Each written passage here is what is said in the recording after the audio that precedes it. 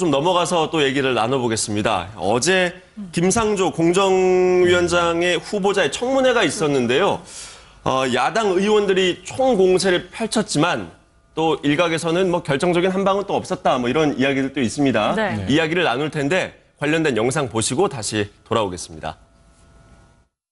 당시의 음마 아파트는 재개발 광풍이 불었었던 그런 때입니다. 이 위장 전입을 오시는 그런 분들이 상당히 많았습니다. 부동산 투기 목적으로요. 이른바 재벌 저격수인 제가 당시에 대치동의 음마 아파트에 살았던 거에 대해서 참 의문을 많이 가졌었습니다. 사실 말씀드리지 않으려고 했는데요.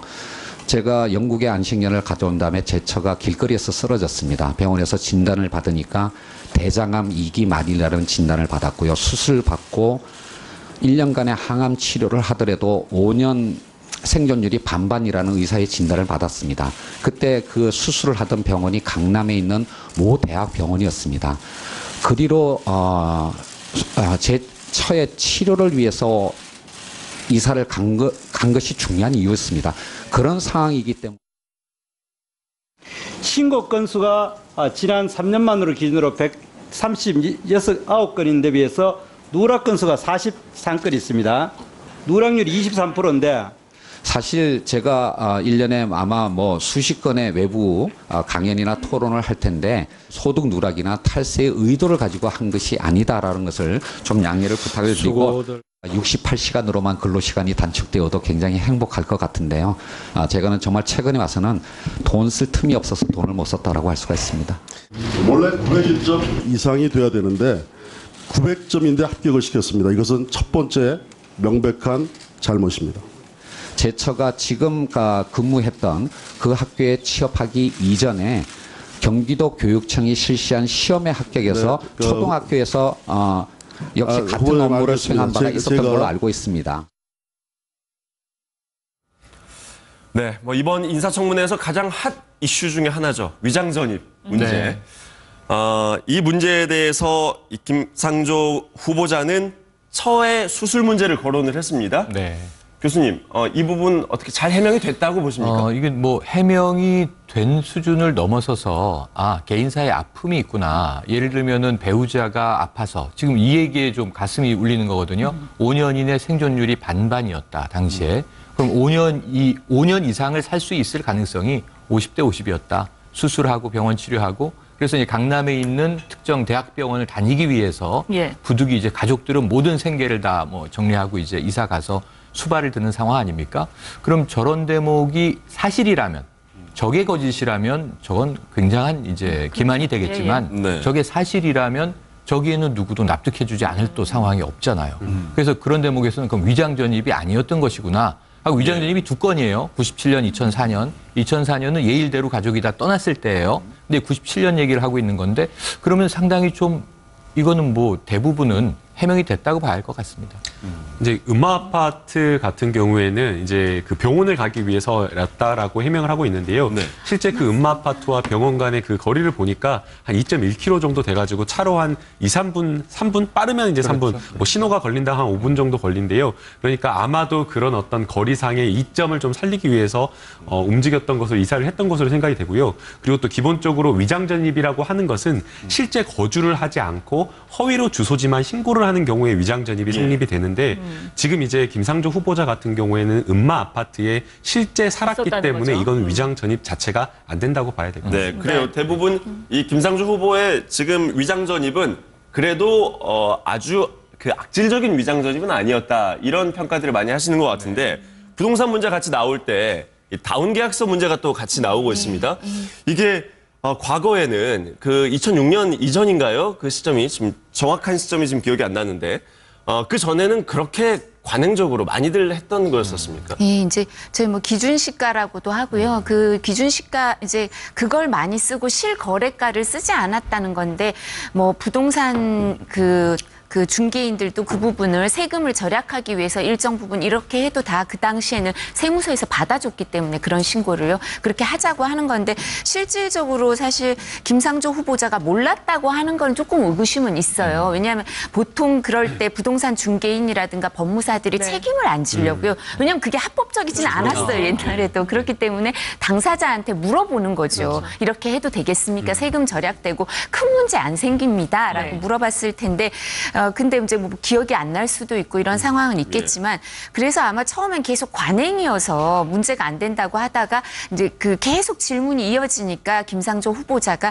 사실 송구하다는 표현을 썼어요. 나중에 사과를 하게 됐는데 그래서 이제 이 부분은 뭐 그 당시에는 그런 사례도 많았고 또 이런 사례가 반복적이고 그죠? 이제 김상조 후보자가 여러 아파트를 뭐 여러 부동산을 반복적으로 했다든가 금액이 아주 과다해서 수익을 차익을 많이 얻었다든가 이러면 좀 문제가 또 심각해졌을 텐데요. 특히 또 그게 대치동의 음마 아파트였으면 더 심각했겠죠. 그랬죠, 그 당시에 그랬죠. 네. 재개발 열풍이라든가 이런 게 있었으니까. 근데 음마 아파트는 지금 앞에서 설명하신 대로 어떤 부인의 병치료 그리고 또 음마 아파트는 전세를 살았던 거죠. 맞아요. 소유권을 취득했던 네. 것도 아니고 목동이랑 그 청담동 아파트를 봤을 때 이게 부동산 투기로 보긴 조금 어렵지 않나. 그러니까 다운 계약서를 일정 부분 쓴 건 인정이 되지만 그래서 뭐 송구하다고 사과를 하고 하니까 다른 사례와 심각하거나 반복되지 않고 뭐 부동산 투기로 보기에는 좀 금액도 차익도 크지 않으니까 이제 사과로 넘어가는 게 아닌가 싶고요. 그리고 제가 김상조 후보자 청문회를 보면서 느낀 게 야당 의원들도 얼마 전까지 여당을 하다 야당을 하려니까 적응이 잘 안 되는 거예요. 그리고 여당 의원들도 사석에서 만나면 뭐라 하냐면 여당 의원은 어떻게 해야 돼?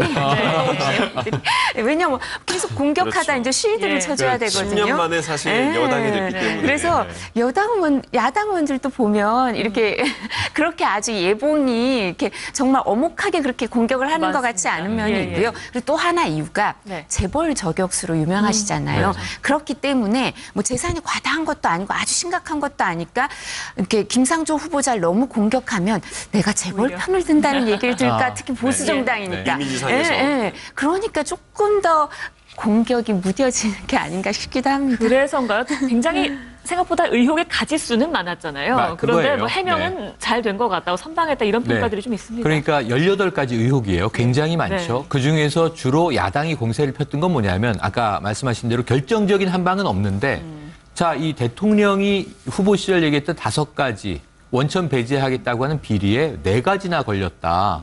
자, 위장 전입 기본으로 걸렸고요. 이게 좀 괘씸죄가 만들어진 겁니다. 이낙연 총리 후보도 본인의 위장 전입은 청문회 첫날 인정을 했는데 따져보니 별건 아니에요. 89년에 있었던 일이고. 그런데 다른 후보들도 줄줄이 위장 전입이 다 걸리다 보니까 그게 문제가 있네 해서 이제 좀 브레이크가 강하게 제동이 됐는데 총리는 이제 임명이 됐죠. 그리고 이제 김상조 후보자는 특히 공정거래위원장 후보인데 좀 불공정위원장 아닙니까? 이런 얘기도 어제 나왔어요.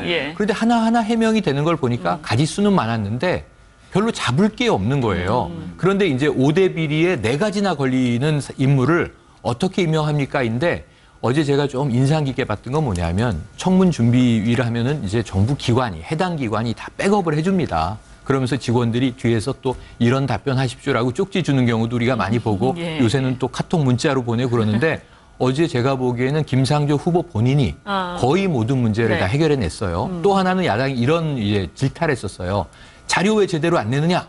자료 미비하게 낸 거 수상한 거 아니냐 이건데 건수로 어제 밝히더군요. 600건 요청을 받았는데 46건을 못 냈습니다. 그럼 자료를 90% 이상 낸 거예요. 이건 후보로 굉장히 많이 자료를 증빙한 거거든요.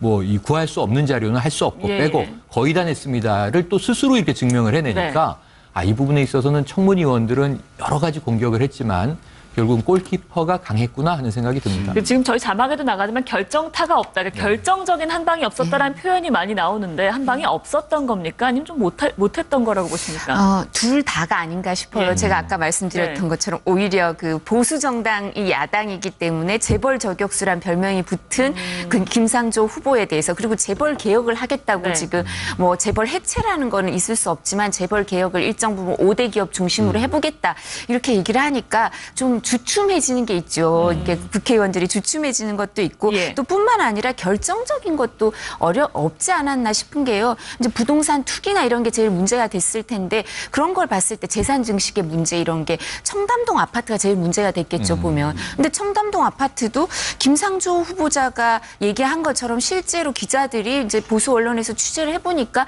그거 정말 그늘지고 그리고 지금도 시가가 많이 오르지 않았고 뭐 이런 부분이 해명이 되니까 그거 갖고 또 부동산 투기라고 하기는 어렵구나. 그리고 논문 관련해서도 이제 자기 논문을 인용하고 맞아요. 이런 부분에 있어서 그러니까 다른 뭐 논문을 표절했다거나 이런 게 아니라 그 인용의 문제 이러니까 또 그것도 어렵고 네. 그리고 또 그 이렇게 그 부인의 아마 그 취업 특혜 이 의혹에 부분이 좀 대해서도. 애매했던 것 같은데 그 부분도 사실 좀 애매했던 거 아닌가 싶습니다. 왜냐하면 그 수익을 얻는 게 뭐 아주 과다하지도 않고 또 그리고 한 번 2017년에 이제 다 끝나고 퇴직금까지 수령했는데 다시 학교에서 요청했다는 거 보면 또 이게 인기가 별로 없어서 또 이렇게 했나 이렇게 그런 생각도 들고 또 그러니까 이 부분에 대해서 야당 의원들이 부인의 취업 특혜와 관련해서는 그렇게 명확한 거를 못 찾아낸 게 아닌가 싶고요. 또 그 미국에 유학 갔을 때 스폰서십이 있네 없네 이런 것도 네. 좀 더 준비가 갖추어져서 명확한 얘기가 있지 않고 그냥 계속 스폰서십이 있었던 거 아니냐 의혹만 있지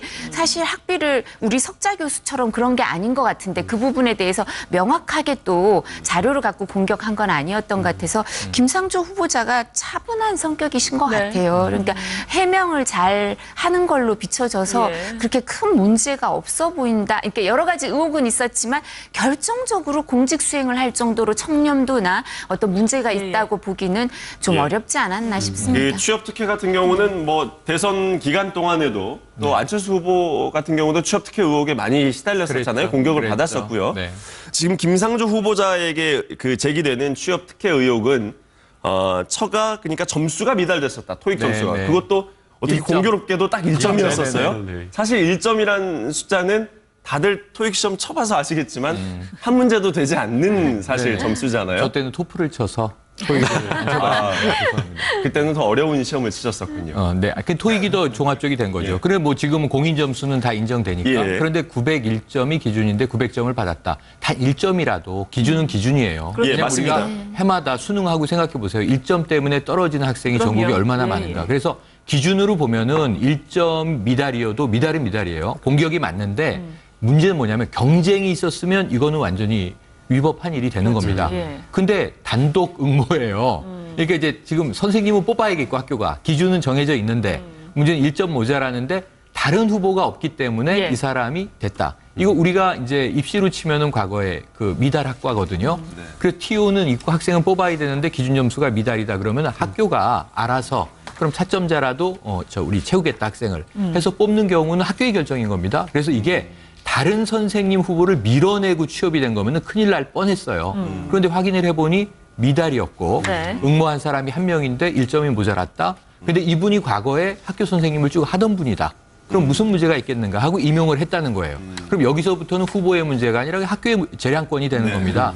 그래서 이 문제가 그냥 해결돼 버린 거죠. 그러니까 네. 결국에 이 부분에서 이제 가장 핵심적이라고 하는 것은 만약에 이제 이 부분에 김상조 후보자가 본인의 어떤 영향력이나 이런 것들을 행사해가지고 부당하게 채용을 했다라고 한다면 이것은 문제가 될 수 있지만 앞서 이제 최영일 평론가님께서 교수님께서 말씀해주신 대로 이 부분에 있어서는 학교가 재량 영역에 있어서 행사를 한 것이고요. 그다음에 이제 지금 우리가 뭐 공정거래위원장 후보자가 되었기 때문에 김상조 후보자에 대해서 굉장히 많이 이야기를 하고 있는 것이지 김상조 후보자가 뭔가 시민사회 활동이나 이런 것들을 많이 했다고 하더라도 예. 사실상 이 김상조 후보자가 누군지를 모르는 분들이 국민 대다수입니다. 또 특히나 뭐 사회적인 어떤 영향력을 가지고 있었던 분이 아니기 때문에 이 후보자의 부인이 본인의 뭐 남편이 김상조다라고 이야기를 해도 학교에서 학교장은 오히려 그게 누구요라고 이렇게 반문했을 가능성이 높기 때문에 채용 과정에서 어떤 외압이라든가 그런 것들이 없었다라고 한다면 이 부분은 의혹으로 보기에는 좀 어려울 것 그러니까 같습니다. 부당한 영향력을 행사할 정도의 위치였냐 위치가 김상조 아닌 거죠, 후보자가. 네. 근데 이제 부당한 영향력을 행사할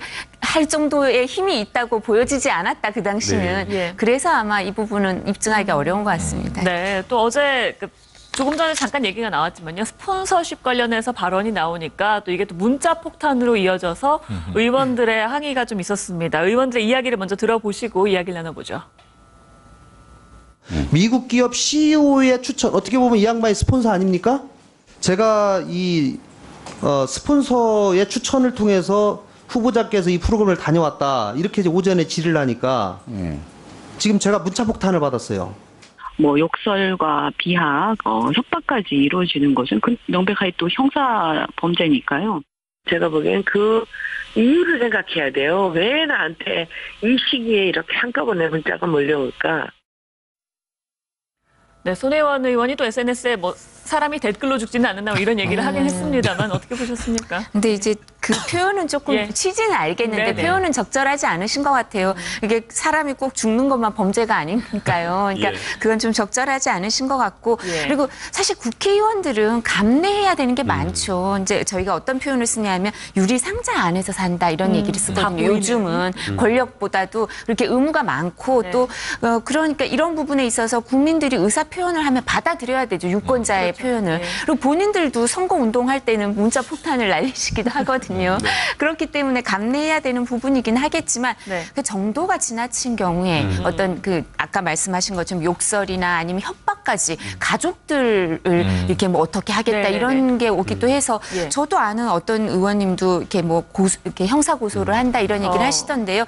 근데 이게 꼭 또 이런 경우 말고도 또 이제 여당 의원들 경우 지금 여당 의원들한테도 그런 문자 협박이 네네. 오기도 한대요. 그래서 그렇게 하시는 분들도 있는데 어느 당을 지지하든 누구를 지지하든 이제 본인의 그 지지 발언만 중요하고 본인과 똑같은 생각을 가진 사람들의 목소리만 중요한 게 아니라 네. 이 민주주의 사회라는 거는 다른 사람, 다른 생각을 가진 사람도 발언할 기회를 보장해 주는 게 나도 언젠가는 소수자가 될 수도 있고 야당이 될 수도 있고 이런 거 아니겠습니까? 그래서 좀 더 그런 의식이 이제 퍼져야 되는데 그렇지만 일정 부분 이 과도기인 것 같아요. 그러니까 이 한계를 명확하게 하는 과도기인데 근데 이제 그래서 아마 의원님들도 여야 의원을 막론하고 문제가 될 범죄가 될 것 같이 확실한 경우에는 다 이제는 형사 고소를 하고 권리를 행사하시는 것 같더라고요. 네. 그래서 이거를 좀 이렇게 기준을 좀 명확히 할 때가 되지 않았나 싶습니다. 그래요. 최 교수님. 최 교수님도 방송 활동을 많이 하시니까 네네. 문자를 많이 아니, 받으실 때가 물론 뭐 팬들의 문자도 있겠습니다만 지금 이야기할 때 팬들의 문자는 거의 없고요. 뭔가 좀 저 발언은 나의 마음에 들지 않는다 네네. 그러면 저는 뭐 프로필도 인터넷에 공개돼 있고 이메일이라든가 또 뭐 이 포탈에 여러 가지 네네. SNS 계정도 공개돼 있다 보니까 의견들이 종종 와요. 예. 뭐 욕도 있고 비방도 있고 뭐 네. 협박도 있고 한데 웃어 넘기는 수밖에 없어 보이고요. 아 이런 여론들도 있구나라고 귀 기울여야 되는데 아까 예. 과도기라는 표현이 정확하세요. 네네. 왜냐하면 지금 선거가 4년마다 있어요. 국회의원이. 대의제 민주주의인데 국민들은 막 이제 직접 민주주의 하고 싶은 겁니다. 촛불 힘도 받고 그러다 보니까 국회의원이 내 입장을 대변하지 못하고 내 입장과 반대되는 입장을 얘기할 때는 제대로 대변하시오 민의를. 그것은 일부의 민의일 수 있으나 그런 또 분노가 즉각 표출되는 네. 거죠. 이건 또 이제 통신 기술의 발전과도 맞물려 있는데 앞으로 이 대의제 민주주의와 직접 민주주의의 격돌 사이에 어떤 절충적인 해법이 있을지 이건 우리 사회의 큰 숙제입니다. 네. 과거에 이런 판례가 있었습니다. 그러니까 일반 사기업인데 이제 국민들의 감정에 조금 상하는 어떤 그런 행동을 해가지고 집단적으로 전화를 하고 항의 전화하고 그런 것들이 있었거든요. 근데 이제 그것에 대해서 이제 기업에서 이것은 업무방해다라고 해서 이제 전화를 했던 사람들을 골라가지고 그 고소를 했는데요. 네. 그 고소 이제 피의자들을 이제 수사를 하면서 또 검찰에서 또 한 번 더 걸러가지고 굉장히 반복적이고 악질적으로 뭔가 했던 사람들만 한 26명을 추려서 기소를 했습니다. 예. 그래서 1심에서는 26명이 이제 유죄가 나왔고요. 네. 그다음에 이제 항소심에서는 8명만이 유죄가 나왔고 대법원에 가서는 결국에 딱 한 명만 이제 유죄가 나왔는데 아, 그래도 궁금한 게 김 변호사님. 네. 그 반복적이고 악질적이라는 게 기준이. 뭐 그 기준이 어느 정도 되는 이제 겁니까? 내용을 제가 다 확인하지 못해서 그거는 네네네. 뭐 하기는 어렵지만 굉장히 이제 시간적인 어떤 격차나 이런 것들을 줄여가지고 아. 매일같이 뭐 매 시간 이렇게 뭐 여러 번 통화를 했던 전화를 네. 했던 사람들만 이제 기소를 했는데 그때 이제 대법원 판례의 내용에 따르면 이렇게 전화를 하는 것은 우리 헌법에서 보장을 하고 있는 표현의 자유에 해당한다. 그리고 이 표현의 자유라고 하는 것은 매우 우리 헌법에서 중요한 어떤 자유이기 때문에 폭력배 보정해줘야 된다라고 얘기를 했고요. 그 다음에 이제 두 번째 이제 뭐라고 얘기를 했냐면 네. 기업에서 적절한 조치를 취해서 이것을 막을 수 있었다라는 겁니다. 아. 그러니까 이제 항의 전화가 계속 오는데 예. 그 항의 전화 오는 것을 콜센터나 이런 것으로 기계적으로 또 분리할 수 있는 거 아니겠습니까? 네. 그런 점을 지적을 했고 그 다음에 이제 또 세 번째 마지막으로 기업의 창구다라는 걸 이야기를 한 겁니다. 그러니까 기업이라고 한다면 그런 어떤 국민적인 소비자의 의견 의견에 귀 기울일 수 있는 그런 자세가 돼야 된다라는 지점을 이야기를 했기 때문에 네. 이 대법원 판례에 비추어 볼 때 국회의원도 핸드폰 업무용 폰과 국민들의 의견을 받는 폰 분리하면 되는 거 아니겠습니까? 그리고 또 국회의원도 당연히 국회의원으로서 국민의 의견에 귀 기울일 의무가 있기 때문에 네. 이 부분은 좀 겸허하게 받아들이면 좋을 것 같습니다. 과도하지만 않다면 의견을 받아들이는 네. 좀 창구는 필요한 것 같습니다. 오늘 말씀 여기까지 듣겠습니다.